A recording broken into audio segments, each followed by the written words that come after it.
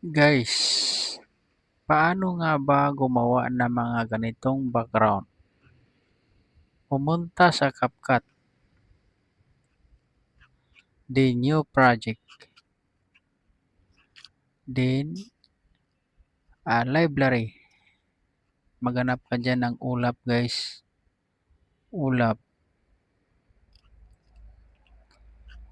Ayan, mamili ka lang dyan guys kung anong gusto mong ulap. Sa akin ito. Then, add one. Pagkatapos nyan guys, lagay mo sa aspect ratio 9.16.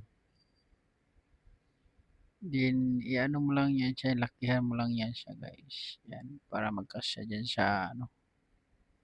Pagkatapos guys, overlay.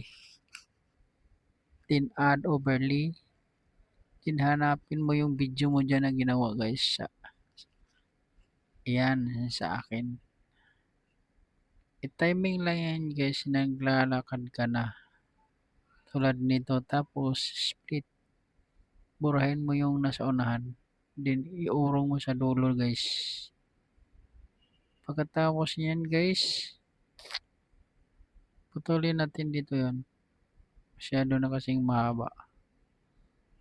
Yan, test din yung sa baba din. Ganyan.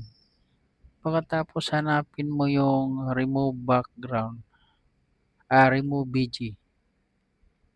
Pagkatapos auto removal sa akin kasi guys, lumang ano to eh.